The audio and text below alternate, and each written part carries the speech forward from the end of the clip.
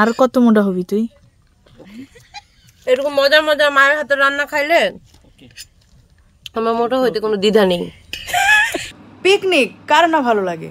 আমিও করেছি পিকনিক, এবং সেটা করেছি অ্যাবসলিউটলি আমার বেস্ট ফ্রেন্ডদের সাথে। তো চলেন এরকমই একটা ছোটোখাটো পিকনিকের আয়োজন আমরা দেখে ফেলি। আর আসলে কি, নিজের মা না থাকলে আরেকজনের মায়ের হাতের রান্না খেতে যে কি পরিমাণ ভালো লাগে এটা আসলে না বলে বোঝাতে পারবো না আপনাদেরকে। সো চলেন আমরা দেখি আজকে আমাদের মিনি ব্লগ, ছোটোখাটো একটা পিকনিক আমার বান্ধবী নুসরাতের সাথে।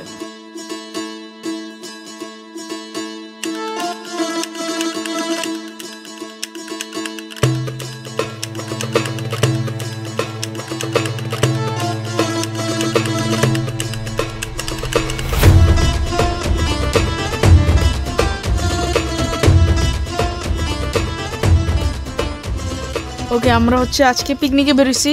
তো নুসরাত দিছে ট্রিট। এই যে নুসরাত হচ্ছে গাড়ি ভরা খাবার নিয়ে আসছে, এখন আমরা খাবো। একটু পরে জাস্ট সাজানো হোক, সাজানোর পরে আমরা হচ্ছে ভিডিও দেখাবো যে কীভাবে সাজাচ্ছি। চলেন দেখি নুসরাত কি কি আনছে। খিদা লাগছে আসলে, লুল পরে যেতেছে বন্ধু। 1 2 3 খুলো। ও হো হো হো, জোস।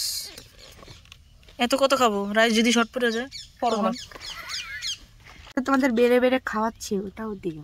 বারা বারা বারা। আর কত মোটা হবি তুই?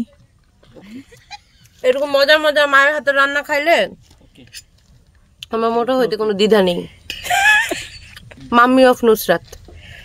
ধন্যবাদ আন্টিকে, অনেক অনেক ধন্যবাদ। এই ধরনের আমি যদিও খাই নাই, খাবো এখন, খাই দেখি কি অবস্থা।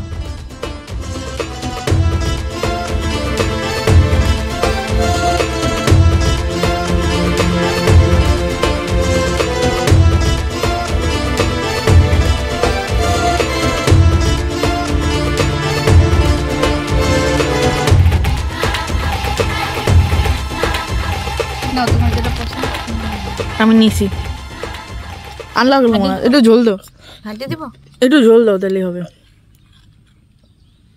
হয়েছে, চলো আল্লাহ। আম্মা তোমার কিন্তু খুব ফালতু ছবি নিতেছে, ফালতু দাঁড়ান। আপনার এই যে মেকআপ অপশন নাই,